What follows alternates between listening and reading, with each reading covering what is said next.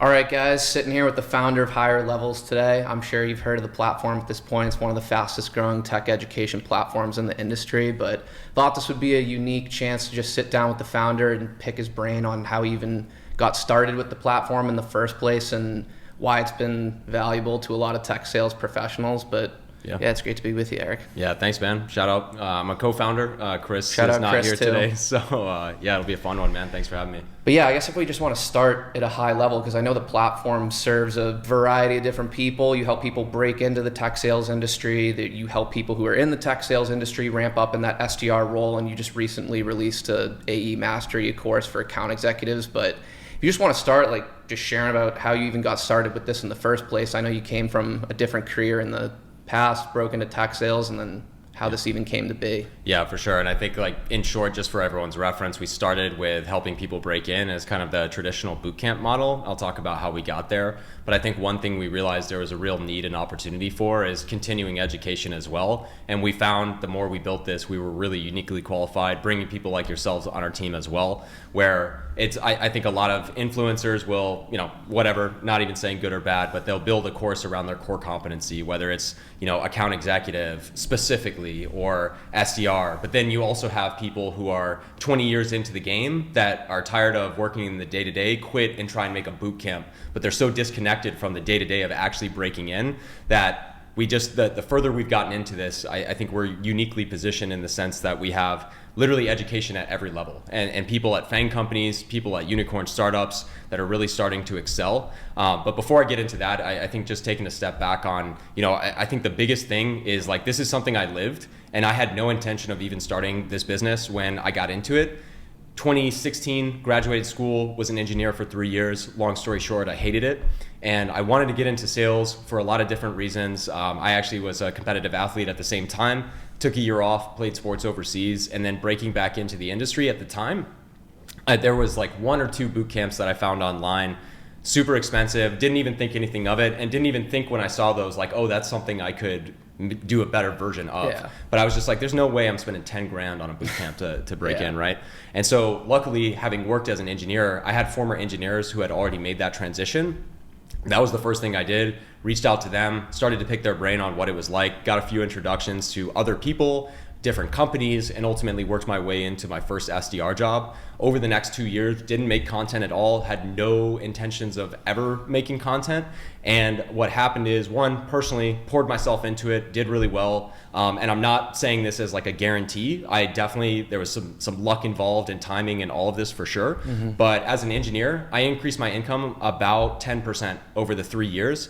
I quadrupled my income in the first 2 years of being in tech sales. And that is something that, whether it happens in 2 years or 5 years, is just not something that's available to a career path like an engineer, or very few very elite engineers who are absolute, specialists and geniuses at what they do. I didn't want to go down that path, right? And so also on top of that, while year 2 or so of being in tech sales, the career is blowing up. A lot more people making content. The Reddit thread, as an example, tech sales and sales, everyone's asking, how do I break into tech sales? How do I break into tech sales? And I found myself, for fun, killing time after hours, I was helping a lot of people on Reddit and answering questions. And I would give these like really deep dive responses and all these things. And I actually had people that would reach out like 3-4 months after I made like super long posts about it and whatnot. Mm-hmm. And they were like, hey, that was killer advice. Like, any chance I could connect with you? Started doing Zoom calls with people. And I just enjoyed it, right? Yeah. Like, this was a fun way for me to almost like teach what I had done a year prior. And a lot of people were getting value out of it. And again, even when that's happening, I wasn't even thinking about like, I should make a boot camp, but I got to a point like 9 to 12 months in where I'm answering the same questions like literally every day. And it was fun for a while. And I'm like, of course, I still enjoy what we do at Higher Levels. Mm-hmm. But when I was giving, in my spare time on Reddit feedback, and someone comes to me and asks me like, how do I break into tech sales? It's like, do you want the 30-second answer mm-hmm. or the 4-hour answer, Yeah. And so I started to think like, what if I just started making YouTube content that answered some of these common questions just to see what happened? Put some of them out there. For the next year 2 to 3 of my career, just really started building a channel because a couple videos like relative to the niche started getting traction. Our channel now is like 13,000 subscribers, which doesn't sound huge, but we're in a great position to really like We provide more content than anyone out there. All of our competitors combined that do paid ads to try and bring you into the platform. Yeah. We do 0 of that, and we have 10 times more free content. People still commenting on our videos that our free stuff is helping them break in if they don't feel like they need a boot camp. But that ultimately led to these videos are taking off. People are like, wow, this is great information. And the same thing happened. They're in the YouTube comments saying, hey, do you do one-on-one coaching? So I started offering one-on-one coaching. I'm working 60 to 80 hours a week in my tech sales job, and then I'm taking coaching on top of that. And I start to be like, okay, like it is nice to get an extra $100 an hour, $150 an hour. This is too much though. Like this is not scalable. And it really got to the point where it's like, the career is growing so much. We don't have to charge $10,000. I feel like, and I met Chris on the side of this time, we started working together. Maybe we could probe into that in the future, but basically it's like, we could redo this because of the growth of the popularity of this career path. We don't have to convince someone, you know, with like a high paid accountant and target an accountant to then transition over. Like everyone wants to break into this industry right now. And again, I think one thing that's very unique to us is we have several top performing instructors. We also combine an academy piece with live coaching as well. And that has really helped our students. Some are really good with just the pre-recorded material. Some are good with the live coaching. But that's the biggest thing that I saw, where I know we were talking about this before we started. When you broke in 2018, I broke in late 2019, early 2020 range. There was not enough content. I would go on YouTube and search tech sales, and it, like, no disrespect, but it was like Grant Cardone and Jordan Belfort videos talking about like the straight line selling method. And that probably works in mortgage refinancing and all of these different things. It does not work in tech sales. It's a fundamentally different game. And so now, though, fast forward to where we are today in 2024, this career has exploded so much. Creators are realizing there's an opportunity, and now there's way too much noise. And so maybe I'll pause here, but especially where we started as a boot camp to break in, and we have well beyond that now, that's just a fraction of what we do at this point. But when we started that, it's like, one, from a pre-recorded standpoint, I brought on Chris. We're both verified President's Club performing, winners. I won 2 years in a row when I first started my career, hit 238% of my quota, was global #1 at my company. He was the #1 SDR at his company and also AE. And at this point, it's like we realize we're not even trying to convince you that we're the best salespeople, but you can buy some influencer's course, you can do that, or you can buy into a community where we have several alumni at all of the best companies in the world that you can introduce yourselves to, you can get to know. And on top of that, there's the purpose of the academy is to just lay it out step by step. You're not figuring this out yourself. You're not saying, well, I saw this on this YouTube video and this person said this. And it's just so confusing now with how much information is out there. I think people do try for free on their own and can get pretty far. But also, if you're looking for that guided, just here's what you have to do, don't even think about it. Stop asking questions until you try this. And as you try this, it's going to become clearer and clearer. But paired with the live coaching, paired with having you in there, paired with having your reps at AWS, Outreach, MongoDB, et cetera, that are part of our core instructors, you get multiple opinions of verified top performers. Now, it's not even about me being the best salesperson in the world. It's not even about you being 5x MVP at Oracle every single year of your career at Oracle, right? It's about just this collection and honestly breaking down the barrier and unfair advantage I didn't even realize I had. Having that engineer network of people who had already made that transition, having the ability to directly call my peers who had already gone through that. We just wanted to break that barrier down. That has grown exponentially, and then has now led over the last 1.5 to 2 years of building the SDR continuing education and also AE mastery. But I feel like I've talked for 10 minutes, so I'm gonna No, stop. that was good. And I can relate to a lot of why you started Higher Levels, is why I even got on YouTube in the first place. I was answering a lot of the same questions over and over again, and I was like, this could probably apply to a broader audience. I guess going off that point about how you've built SDR and AE mastery, did you do that because the questions you were getting asked, have they changed over time? Or the questions you were initially getting asked and answering on Reddit, are those still the same questions you're getting asked today, or how have things changed since you started Higher Levels? Yeah, I think, on the continuing education piece, so Tech Sales Ascension is our break-in bootcamp and academy. Definitely on Reddit was seeing the same types of questions. As we started to have a lot of success there, we've had hundreds of students break in at this point. We have over 1,000 in the community. We got a ton of them breaking into being an SDR, and especially early on, like they were still attending the live calls of Tech Sales Ascension. We didn't care, it was early stages. And they're asking us great questions about being an SDR, but similar thing. We see the same questions, the same patterns emerging, excuse me. And we then realized, hey, let's make an SDR community, because I think as you become an SDR and want to promote to account executive, it's the same thing.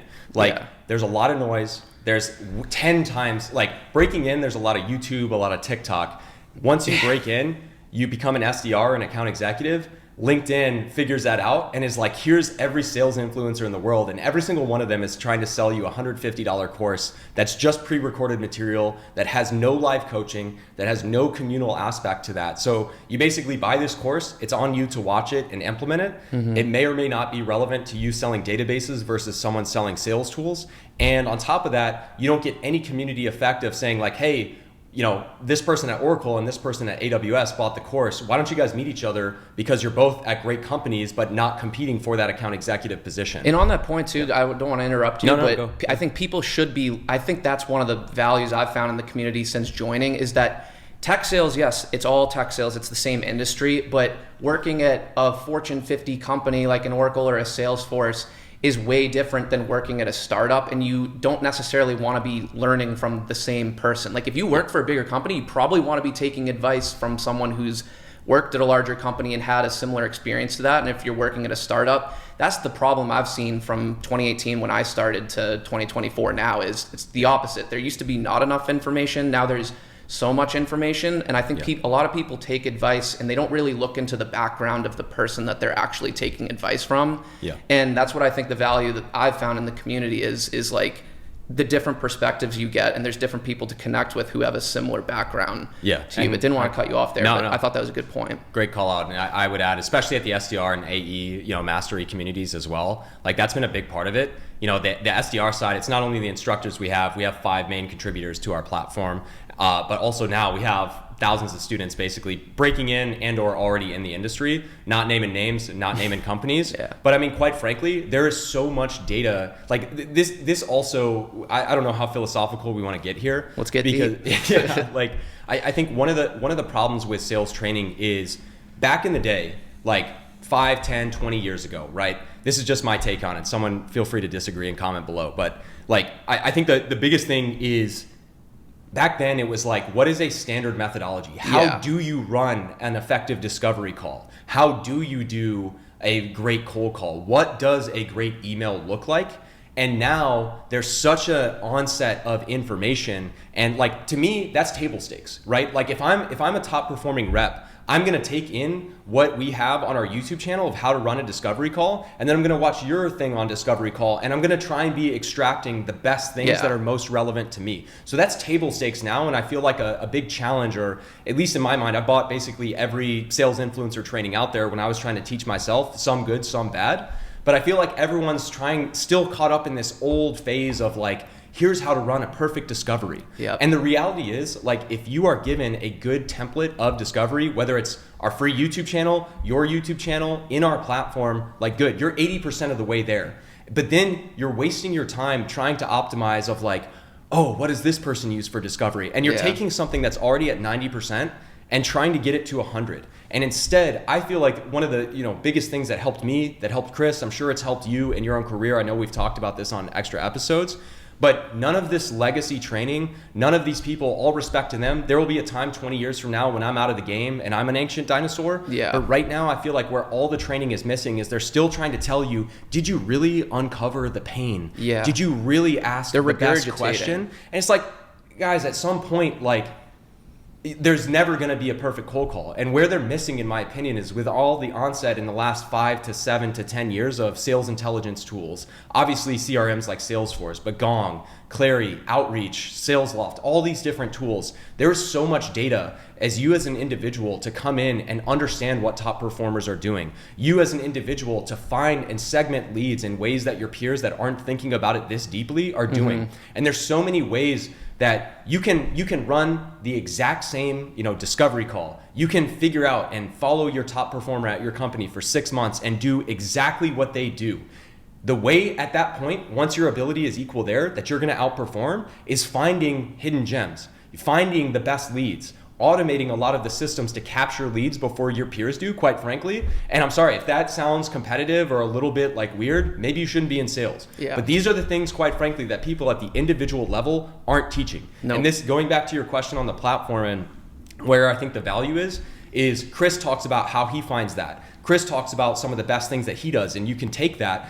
I do this exact same thing. We now have hundreds of students at the best companies in the world, and we're having them anonymously share their top performing emails, their top performing cold call questions, how they run discovery. And it's not to say that any single, like to your original point, whether you're at Oracle, you can tap into exactly what the top performing rep at AWS does. If you're at, I don't know, what's a fast growing startup like Rubrik or HashiCorp? You can find a peer that's at a similar level. You can see exactly what your competitors are doing, and you can try and find what works for you. It doesn't mean just because you copy paste it, it's gonna work immediately.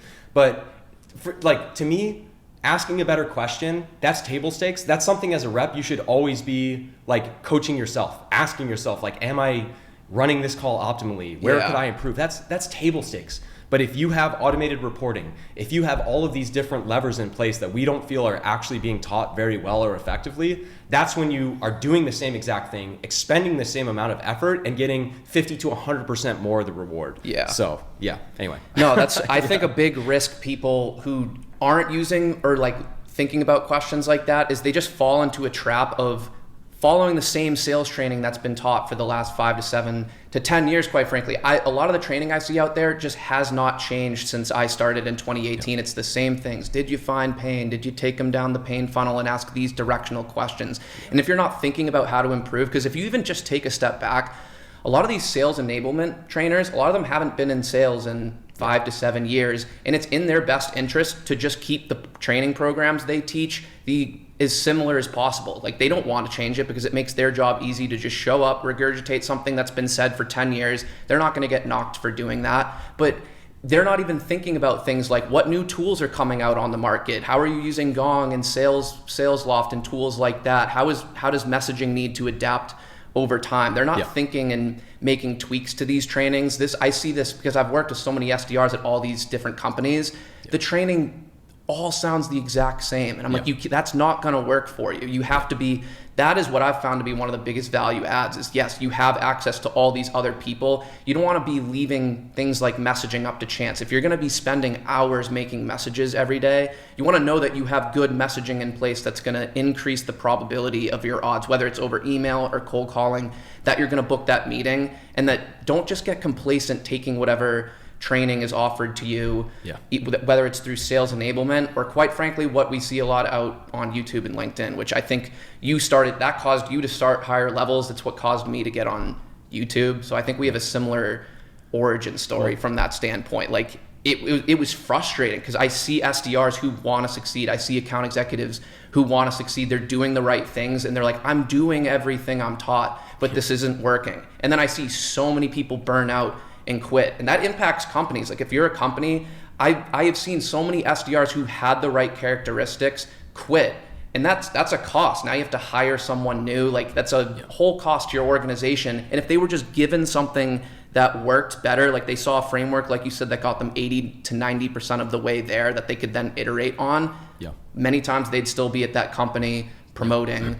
If I could add to, I totally agree. I think, like, one example of many, right? Like, we even talked about this on an episode we did in the past where you working at Oracle, like, that allows you to have a fundamentally different cold call and email introduction and conversation than if you're at a 50-person startup, right? So that's key. Yeah, and like, there's no one size fits all answer for anything here. But I'd also add, like, I want to add as well, I think this is where we really found our sweet spot of helping people. I mean, we have people at literally every level of this industry in the platform at this point, right? But I will even tell you that this last year and a half in particular, while I've still been working my day job, I've worked on strategic Fortune 100 level accounts. And selling to a strategic enterprise, some of those things are, the old school ways are relevant of, like, have you found enough pain? And there's much more of a relational different aspect as well. And that's the challenge, right? I think you get a lot of these people that get into this, they were at the right company at the right time, and maybe they have like one corner of the market where they sell to AEs that sell sales enablement tools, whatever, that's fine.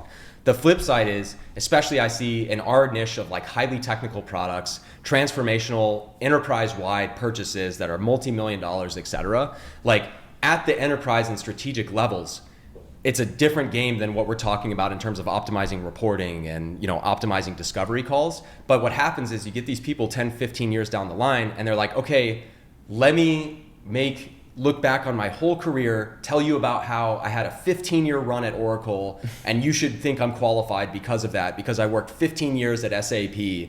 Believe me, I'm credible. Here's the exact thing I do for discovery that works. And it's like, even within your own company, and I've seen this the hard way myself, it took me 6 to 12 months going from the SMB and corporate market segment, where they're highly transactional, much faster paced deals. When I first went into that enterprise and strategic segment, I struggled because it's a different game. And no one's teaching that. No. Like, every person is just saying, did you qualify harder? Did you really ask the right questions? Were you talking to the right person? It's like, yeah, dude. Anyway, I feel like I'm almost beating a drum too much here, but yeah, no, those are some of the biggest things we really tried to address. That's such an important distinction, because like all the training out there, a lot of it is just cookie cutter, regurgitating the same things, not taking into account, is this person working at a 25-person startup, or are they working at a $150,000 mega Fortune 50 corporation? Because it impacts every layer of the sales cycle. I think it impacts the way you prospect. If you work at a bigger name brand company, you can use that brand. You can use that brand to your advantage and leverage it more, to not try as hard necessarily in like the messaging itself, and more use the brand as like, it's worth setting up time because we're this brand. With a startup where the prospect hasn't even likely heard of your company, you have to take an entirely different strategy. It's literally 2 entirely different strategies, but there's nothing out there that I see in sales enablement and what's commonly taught that makes that distinction. Yep. And it's a night and day difference. But this has been a good conversation, I guess. Going back to the platform itself too, I don't know if this is where we want to round it off, but I'm just curious, when you started, what was the biggest like expectation to reality gap over time? Like when you first got started on the platform, we're like, I'm doing this, like I'm going to spend weekends doing this, put a lot of time and effort. And you were like, this is what I'm expecting to have happen, and how it's evolved over the past 2.5 years. What's been that biggest gap? I mean, it's been a lot, man.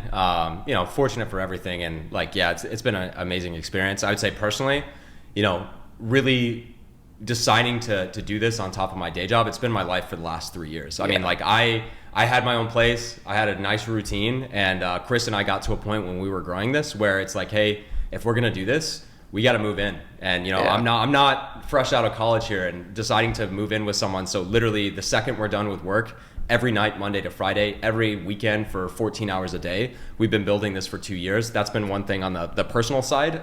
I like, no regrets whatsoever. I didn't realize how much it was going to take to really get it going to where it is. That's been one fun piece. I would say for students, on the expectations versus reality side, like I think one thing that was crazy, I'm sure, we've talked about this before, where in that crazy period of the market, 21, 22 range, I think a lot of people had false expectations of like, hey, I can break into tech sales and I can make $300K in year 1 or year 2. That, I mean, aside from breaking that down in all of its littlest pieces, the short term is like, that's not really a common thing. That doesn't happen in 2 years, but it can happen in 5 to 7. It can happen in year 4, 5, 6, or 7 if you play your cards right, if you perform.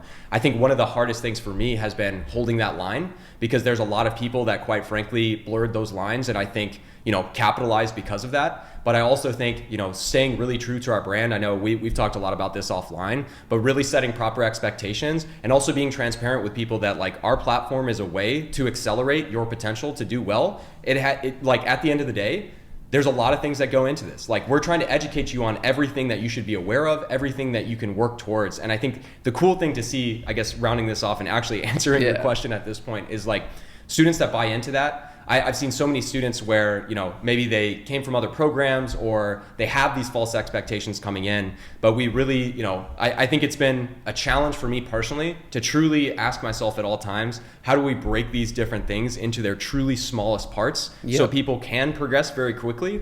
Because as I've gotten further into education, it's not like just making that one video always hits. You've got to, whether it's different approaches, different content formats, like that has been a challenge. But, for me, I guess the expectation when I did this is that if this is like a nice side hustle, a fun like passion project, I was totally happy with that. We've grown exponentially at this point. We're absolutely exploding. And I still think I come from that place of like it hasn't really changed my approach in terms of like asking myself every day, how are we providing value? Are we actually getting results? And I just see a lot of these platforms, whether they take funding or they maybe, you know, blurred the lines of, you know, the promises they had to students and whatnot. I think they're in a really tough situation because they have to sell no matter what. Yeah. And I think like, I guess expectation versus reality. I don't know if you were asking about students, and maybe I'm just answering this selfishly from my own perspective, but I think that's been the biggest thing is like, my expectation was like, let me just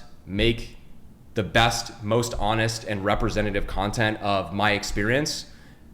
People are getting a lot of value of that. How do I continue to build upon that, add perspectives, bring people like yourself in to enhance our offerings even further? And like the actual way that's played out versus what I thought has been different. And like for anyone out there, whether it's sales, whether it's like content creation, like we talked about, you know, and there were 2 years in my sales career where all I did every day was read and learn and fail a ton, you know, and I'm not even sitting here saying I've made it, but it's like we've talked about with this platform, it's been crazy. One thing I didn't expect is like, no one cared year one. A couple people cared in year 2, and now we're in year 3, and it's like, people are like, well, this thing is amazing. Like this has helped a ton. And I think, I mean, so many lessons I could say there, but you know, I think I've always had the mindset, tech sales, et cetera, of I want to work with people who are wanting to try this for a 5-year period. Yeah. Because if you stick it through those 5 years, it's a truly transformational and potentially life-changing experience. If you're trying to do this for like 1 year, you know, 2 years max, like I don't know that we're the best fit to work together. And seeing, I mean, we could get into it, but like seeing the people that come into the platform with that expectation and then how they act on live calls, how they disrespect people in the community has been interesting. But that's like 0.0001% of people at this point, so it's not even worth hashing. But I don't know if I answered your question. No, you did. I mean, the platform, it's similar reasons to you starting the platform is why I got on YouTube in the first place. And your platform, it's been great working with you. It's given me the avenue and the platform to help and work with other people. And I think the key word you mentioned too is accelerate. Like the information is out there. There's just so much of it. The key is breaking it down into what's actually relevant to you, like based on where you work, the industry you work in, like the target personas you go after, you startup, big company, where in the middle, like figuring out what you need to focus on and accelerating your success in the role.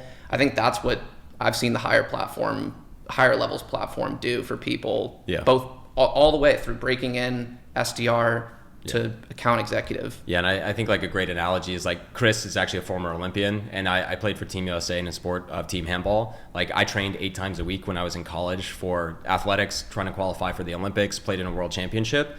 And like my pedigree would make you think that I can like keep fit myself. Life changes. I'm in a different stage of life. I'm very busy working my day job, building higher levels. I still pay for a trainer, even though I learned how to, you know, keep myself fit on my own in college. Because quite frankly, I get so busy I lose sight of my diet. I get so overwhelmed that I'm like, I'll just work out tomorrow. And actually paying someone, whether it's, you know, a course or a class like Orange Theory and or a personal trainer, they hold you accountable. And that the value is still there for me. To your exact point, it accelerates that, right? Like I'm so busy at this point, I'm not trying to be a world-class athlete anymore, but I need to stay fit for my overall well-being, and that slips. And I think same exact thing applies here. It's like how much fitness advice there is online. I can watch influencers, I can watch all these things, I can watch that person who's making a video on how to stay fit as a corporate professional, but having a trainer, having someone hold me accountable and just lay it out. So I can show up and be like, what am I doing? Curls, squats, deadlifts, cool, done. Like, don't even have to think about it. And let me just execute on that and get the result. So, and the difference between having that figured out, call it 1 to 2 months into the role versus like say you do eventually figure it out, just takes longer, but it takes you 5-6 months.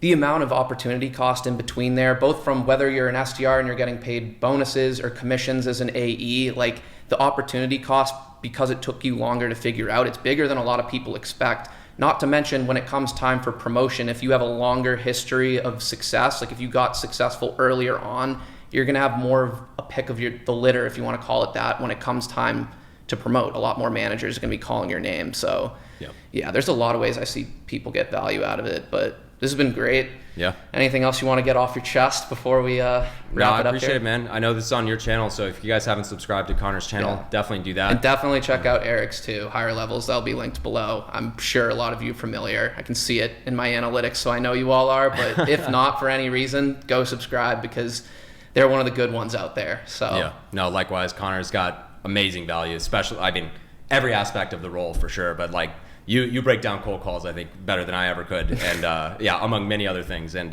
so yeah, this is great, man. Thanks for having me. A lot of fun. Good stuff. All right, guys. Hope you got value. See you on the next one.